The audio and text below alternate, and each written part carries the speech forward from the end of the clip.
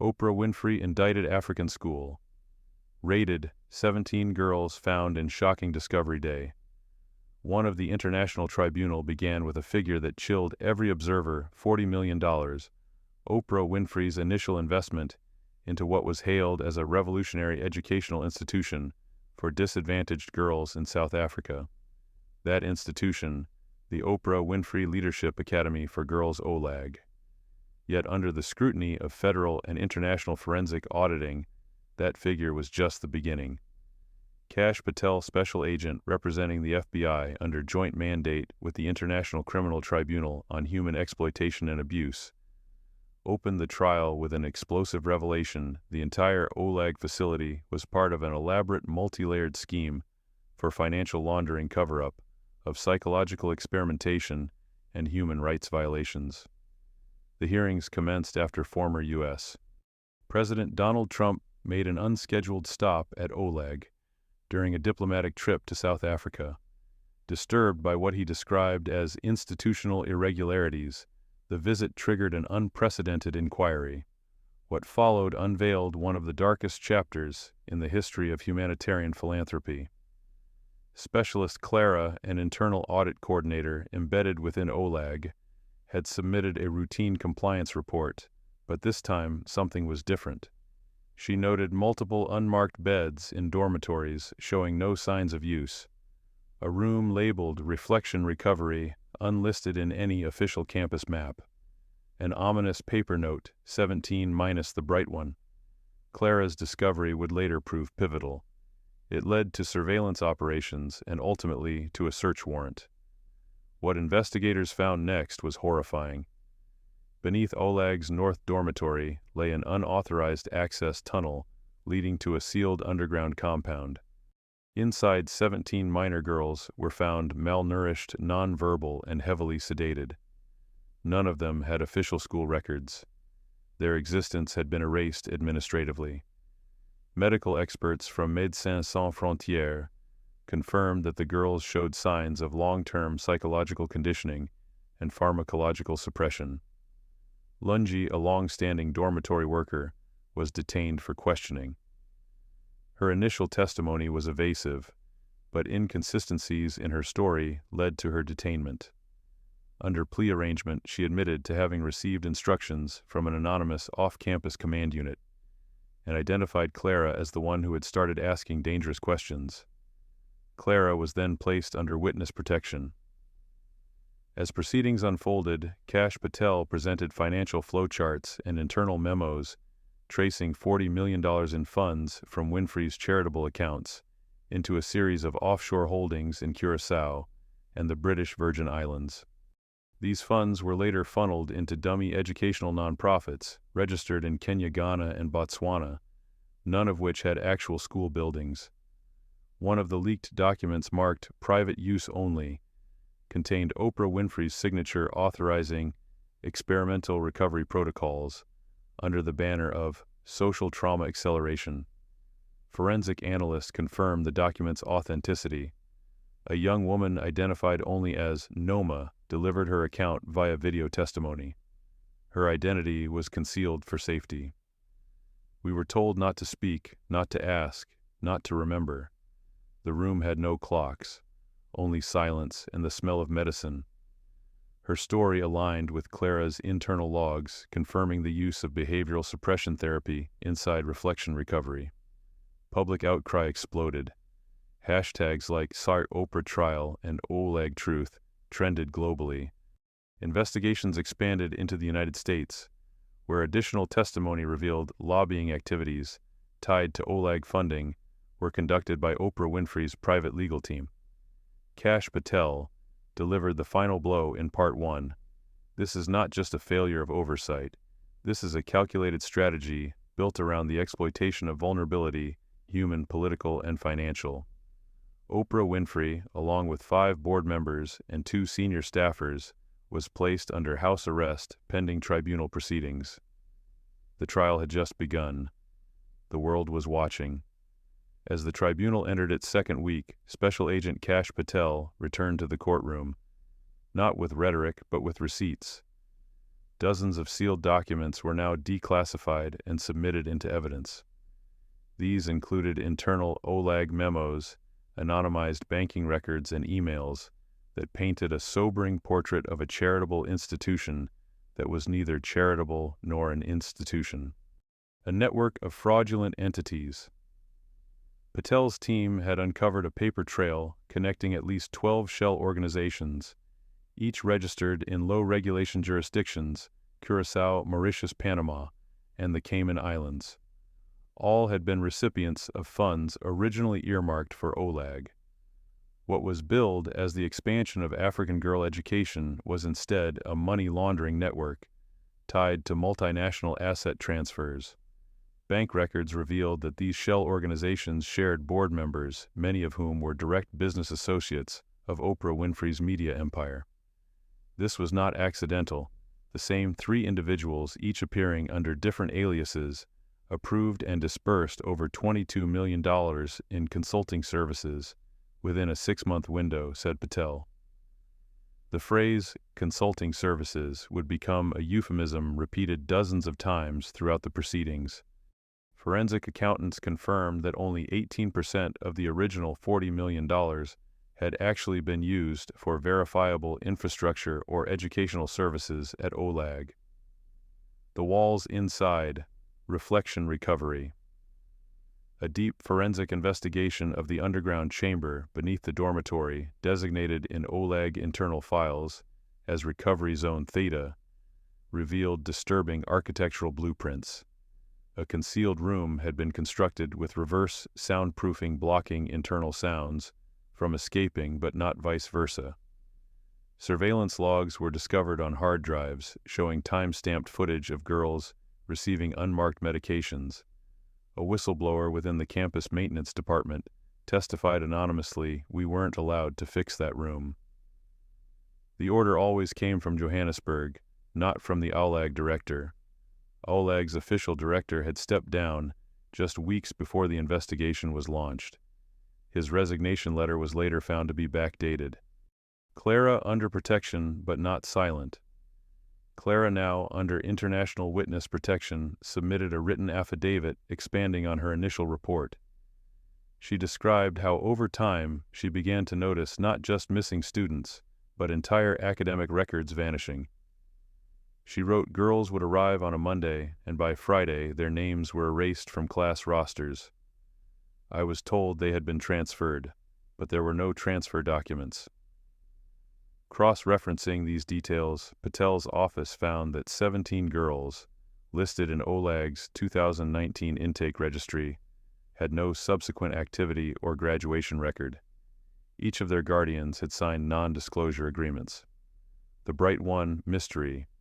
A crucial breakthrough came when Patel presented the decoded meaning of the cryptic message, 17 minus the Bright One. The phrase was interpreted as a reference to one girl who escaped or was removed from the underground chamber. Intelligence analysts matched Clara's notes with biometric data and verified that only 16 girls were rescued from the sub-basement. But there was a 17th still unaccounted for. Through digital logs retrieved from OLAG servers, a video surfaced showing a girl being escorted out of the facility under heavy sedation. The footage, dated 3 weeks before Trump's unannounced visit, showed her being taken to a black van with no license plate. Her identity remains unknown. Oprah's recorded statement leaks. Midweek, an anonymous source leaked a recorded strategy call involving Oprah Winfrey and 2 former board members.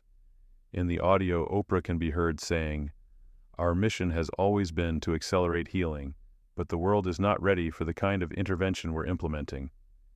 This audio was submitted into evidence. Legal experts argued it implied tacit acknowledgement of experimental operations under the guise of trauma recovery. A global shockwave. The African Union, alarmed by the tribunal's findings, announced an independent panel to investigate philanthropic organizations operating across the continent.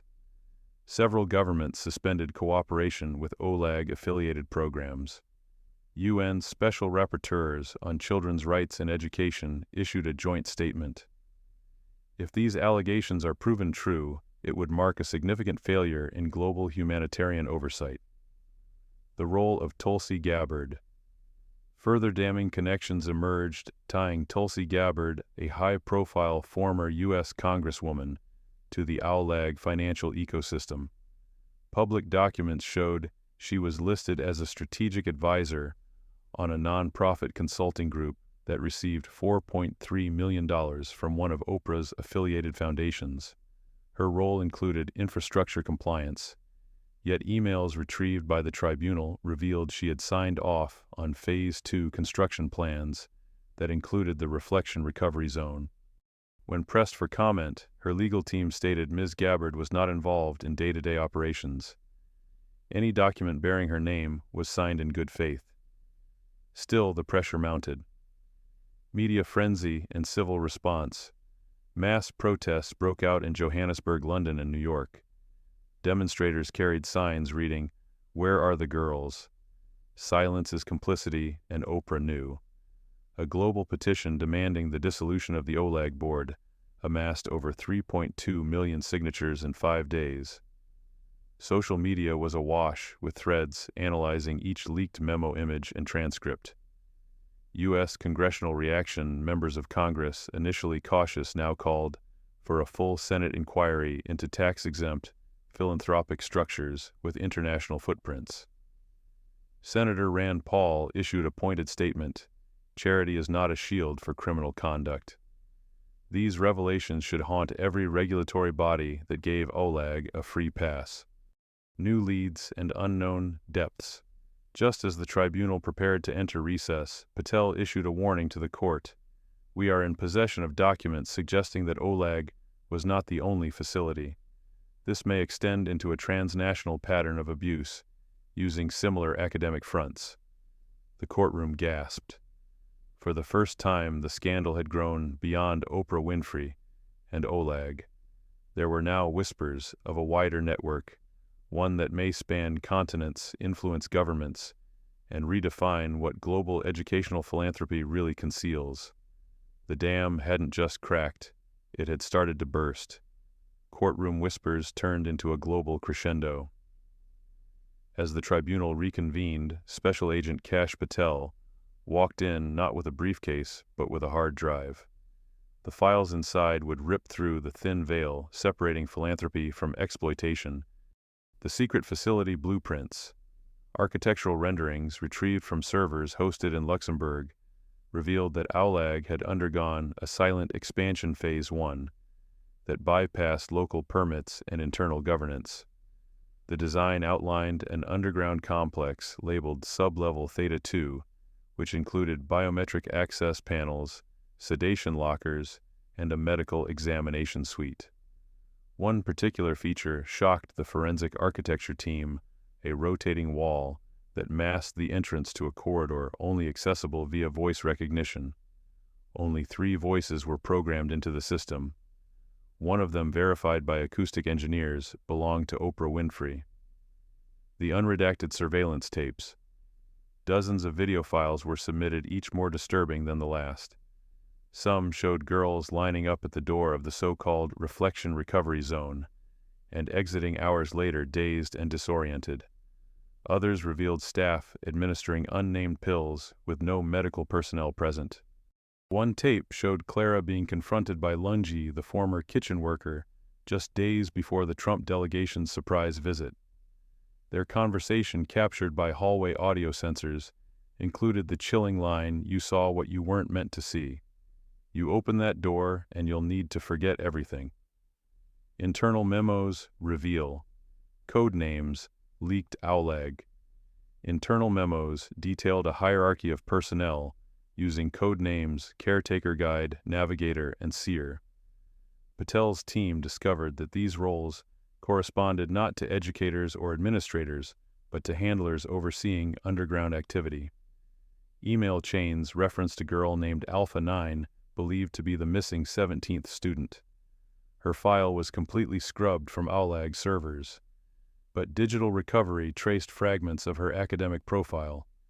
She was reportedly the brightest among her peers until she disappeared without notice. A name from the Shadows Project. Sanctum, deep within the leaked OWLAG server files, lay a folder titled Sanctum. It contained encrypted correspondence between OWLAG board members and external contractors. The decrypted documents pointed to a broader experiment in trauma suppression, allegedly designed to help victims shed cognitive memory burdens. The theory, a non-invasive psychological reboot using isolation suggestion therapy and chemical sedation. The reality, a human rights violation disguised as wellness education. Oprah's investments under the microscope. Financial investigators submitted a 170-page report tracing Oprah Winfrey's capital investments. One line item stood out: a $4.8 million transfer labeled RRZ Expansion Fund. It coincided exactly with the architectural upgrades to the reflection recovery zone.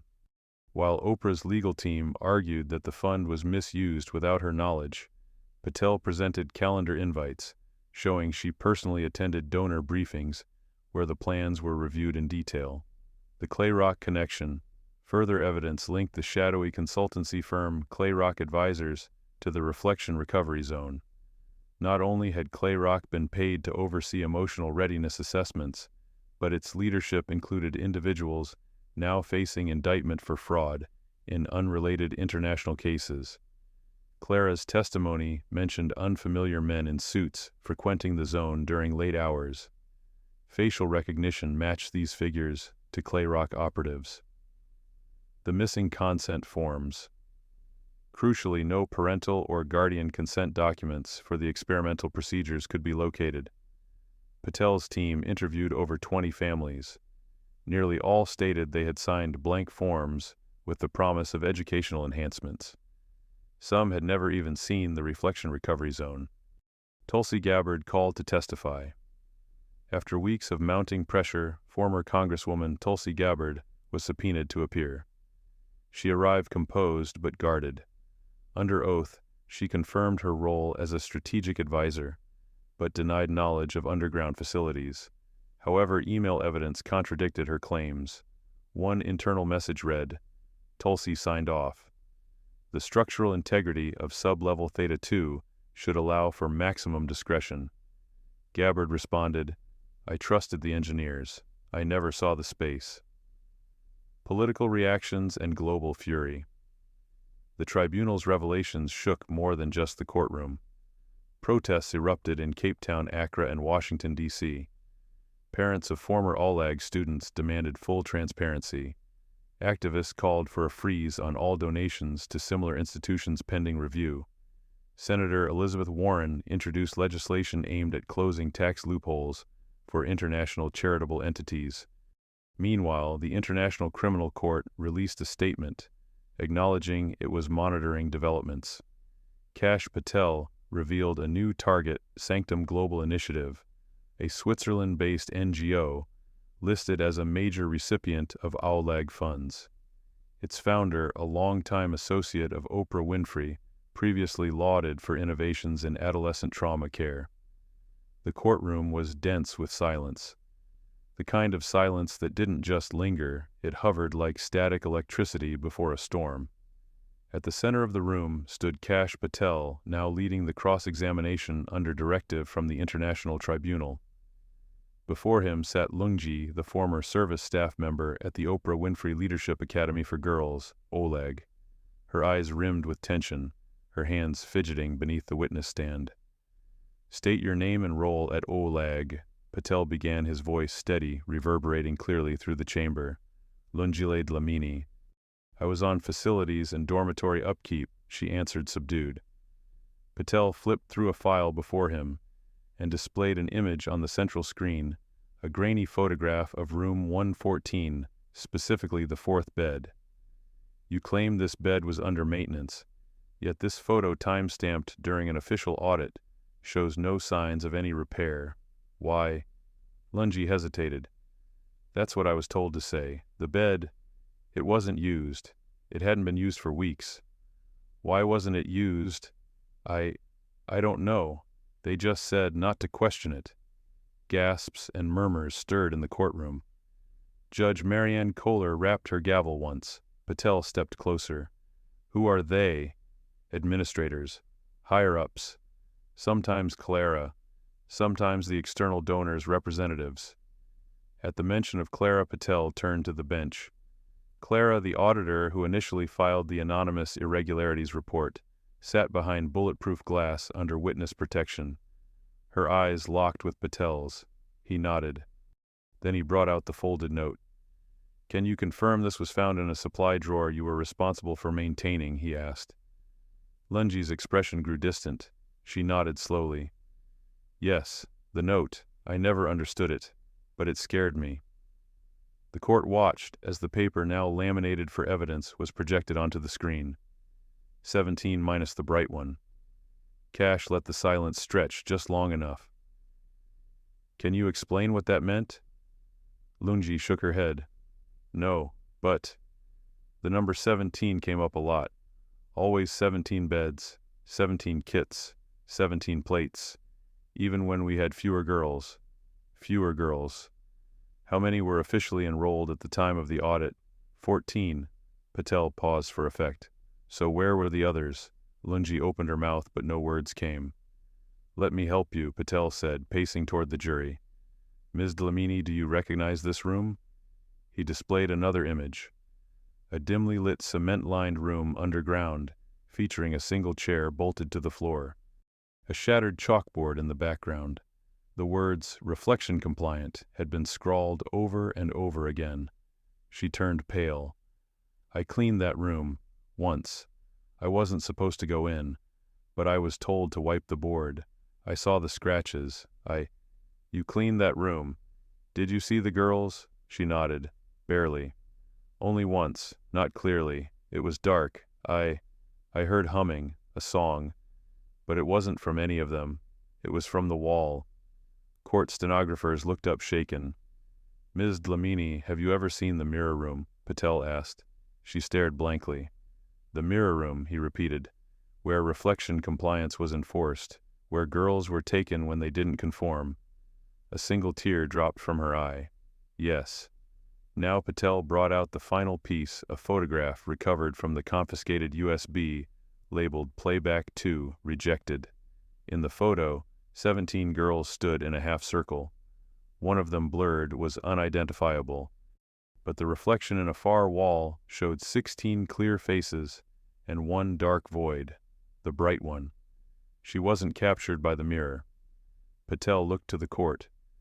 This girl, this student, doesn't exist in any database, and yet she appears repeatedly in restricted documents, in missing person reports, and in encrypted school server backups. She is the anomaly, the flaw in their system.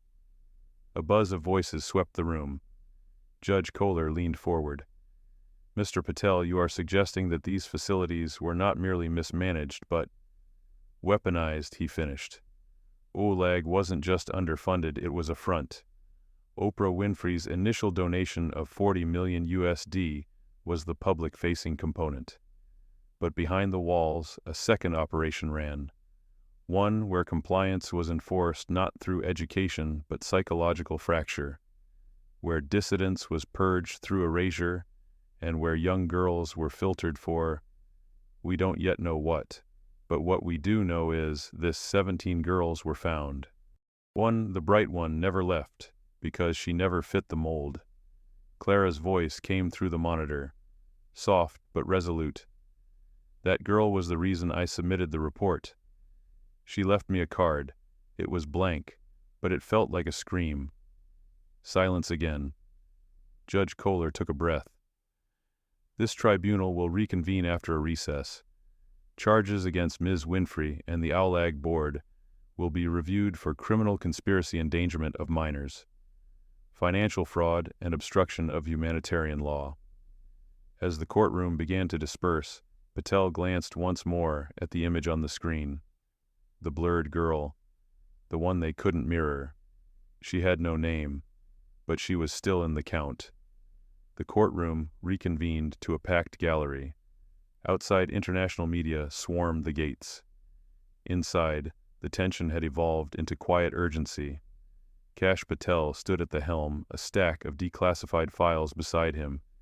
his eyes shadowed by days of relentless pursuit. Today's session would tear open the last layer of concealment surrounding the Oprah Winfrey Leadership Academy for Girls OLAG. He began not with a question, but with a name. Eunice Mthunzi, the gallery murmured. She was listed as the night nurse for OLAG during the year the underground rooms were in use. She filed no official complaints, submitted no deviation logs. Yet when interviewed in a protected setting, she stated, "No one was meant to remember room X113. Patel held up a medical roster. These documents confirm 17 student health files were amended digitally during the same week construction crews were reported on site for plumbing enhancements. But the enhancements never happened." He paused, then displayed financial ledgers. This page shows wire transfers of $225,000 every quarter to a shell account named Iridian Holdings, registered in the Cayman Islands. That account is directly linked to the firm contracted to design reflection recovery. The authorization signature, Oprah Winfrey herself. A hush fell over the room. Pam Bondi, seated beside Patel, stood briefly. "We have now linked $8.6 million of the original $40 million endowment to non-academic entities. The transactions were laundered through 6 fake South African NGOs. One of them shares a board member with the current director of OLAG." Judge Kohler interjected, "What do these fake NGOs claim to do?" Patel answered, "Rehabilitation services, child behavior conditioning, experimental trauma inversion." Shock rippled through the room. Clara, watching from her protected enclosure, closed her eyes. Patel motioned for the technician. "Please play audio log, subject reflection 12B. Warning, disturbing content." A faint hum filled the speakers, then a soft, trembling voice. "They said I wasn't ready, that I was too aware, so they sent me to reflect. I don't remember what day it is. My name used to be..." Silence. The tape clicked off. Bondi took over. "This isn't a scandal. It's a systemic breakdown. What began as a symbol of empowerment became a crucible of control. Girls were filtered, groomed, and repurposed to fit a vision, not of education but submission." She turned to the screen. "Look at this image, a floor plan of OLAG. Compare the blueprints submitted to local authorities versus those recovered by Patel's team. Entire wings are missing from public records. The underground complex doesn't exist on any architectural document." From the back of the court, an unexpected voice called out, "I drew the original blueprints." Gasps echoed as an older man stood. He identified himself as Kwesi Ndlovu, former civil engineer for the OLAG expansion. "I was paid in cash, told to omit levels below the foundation. They called it a security redundancy. But I knew it was a prison." Judge Kohler ordered him escorted and protected. Patel resumed now, calm but lethal in his tone. "We've identified the chain. From Winfrey's authorized funds to fake NGOs to secret infrastructure, from underground rooms to erase students. The reflection program wasn't a mistake. It was designed." He displayed a final photo, 17 sets of uniforms, 16 folded. One, hanging by itself tattered, burned its badge half peeled away. Her name, Clara whispered through the monitor, was Zola. At that the court broke. Gasps turned to tears. Reporters jotted notes furiously. Patel closed his file.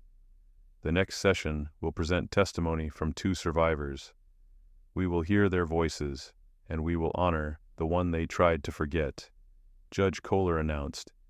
"Given the grave escalation, international warrants for arrest are now active for Oprah Winfrey OLAG board members and all NGO affiliates named in this hearing. Bail is denied. The world is watching." And as the gavel came down, the truth, long buried in the dark, finally began to rise. The courtroom was silent. Kash Patel, special investigator, appointed by the International Tribunal for Human Rights Violations, stood at the witness stand. The gallery was full journalists, representatives from global education NGOs, human rights observers, even foreign dignitaries.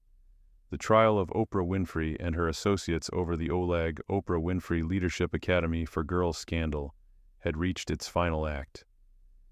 Patel inhaled deeply, scanning the courtroom.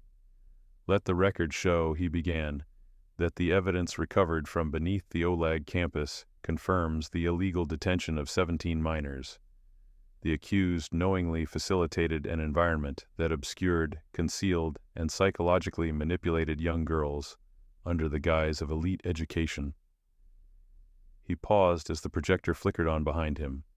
Displayed were photographs from the hidden sub-basement chairs, arranged in a circle, the chalkboard etched with the repeated phrase, "reflection compliant," the sealed mirror room, and the corridor of doors numbered 1 through 17.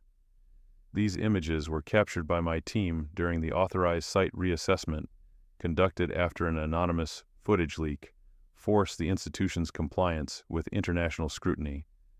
This was not just neglect. This was systemic orchestration. Judge Venter, a sharp-eyed magistrate with a reputation for impartiality, leaned forward. "Mr. Patel, please elaborate on the term reflection compliant. What does it mean in this context?" Patel looked down at the document in his hand, the transcript from the field notes, of Clara, the internal welfare specialist who first raised the alarm. Her report had become the backbone of the prosecution. Reflection compliant, Patel said, was the internal classification for girls who had undergone a series of psychological conditioning procedures conducted within OLAG's wellness framework. These procedures included forced mantras, sensory deprivation, and isolation within unregistered dormitory sections. Girls who failed to reflect compliance, essentially conform to the psychological profile OLAG defined, were either removed or subjected to further conditioning. "And the mirror?" Judge Venter asked. Patel nodded. "An object of ritualistic significance. We believe it was used during compliance evaluations, possibly a symbolic test. Those who could not see themselves in the mirror, or who were rejected by it, so to speak, were deemed unstable or unsuitable." Murmurs filled the room. At the defense table, Oprah Winfrey sat in rigid silence, flanked by her legal team. She wore a dark blazer, no jewelry. Gone was the image of the benevolent philanthropist. In her place was a woman facing international charges of trafficking, illegal detention, and conspiracy to obstruct humanitarian oversight. The prosecution's next witness was a girl known only by the alias Nia, a survivor from room 17. She entered escorted by 2 security officers and a trauma counselor. Her gaze was level. She refused anonymity shields. Her words were clear.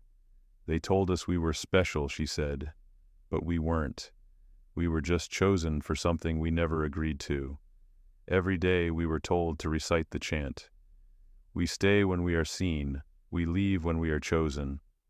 But none of us ever got to leave." Her voice caught. She clutched the hem of her sleeve. "There was a girl," she continued. "We called her the Bright One. She wasn't scared like the rest of us. She asked questions. She said the mirror didn't show her. Then one day she was gone, but the teachers didn't remove her bed. They just waited." Nia paused, then added softly, "It was like they were waiting for someone else to take her place." Patel took over again. Following Nia's testimony and the cross-examination of multiple NGO agents, including Clara, who is now under protection, we found that OLAG's funding was being laundered through a series of shell organizations. The original endowment of $40 million was diverted to maintain private facilities off-record. Requisitions for humanitarian goods were falsified. Beds were tagged but never slept in. Supplies were ordered but never distributed. He approached the bench, placing a sealed file before the judge. "This," he said, "is the decoded ledger. It outlines every falsified shipment, including missing inventory logs for linens, school uniforms, and even student IDs." Judge Venter opened the folder, flipping through the neatly tabulated records, each cross-referenced with testimonies and satellite data. Across the aisle, Lungi, the once silent facility staffer, was seated with her own set of guards. She had turned witness a week prior, offering damning insight into the school's internal logistics. "I kept quiet because they told us it was therapy," she said in her earlier deposition. "They said these girls were broken, that we were helping, but it never felt right. Not with the locked rooms, not with that smell, and never with that mirror." Back in court, Patel concluded his case. "This isn't about one woman, Your Honor. It's about a structure designed to exploit vulnerability and mask it as opportunity. These weren't just administrative oversights. This was a systemic erasure of identity, and as evidenced by the reflection-compliant program, this system relied on secrecy, silence, and complicity." The room held its breath. Judge Venter finally addressed the chamber. "This court finds sufficient grounds to proceed with criminal charges against Ms. Winfrey and her executive board under international law. The court also recommends that the site be officially reclassified as a zone of humanitarian investigation." Gasps. Winfrey's team whispered urgently, but she only stared straight ahead. The media exploded overnight. Every network from Johannesburg to New York ran the headline, "Oprah Charged Secrets of Aulig Exposed." In the aftermath, the 17 girls were placed under the care of a specialized trauma program. Nia was granted permanent asylum and began writing about her experiences. Clara remained under witness protection, her name redacted from all public reports. And Kash Patel, he submitted his final report, 647 pages sealed with the official stamp of the International Tribunal. At the end of the file, he included one page. It contained a photograph, faded black and white, 17 girls, 16 visible, one chair empty, a soft spiral drawn into the dust behind it. His final note read, "Let it be known she did not vanish. She refused the mirror, and in doing so, she was never truly forgotten."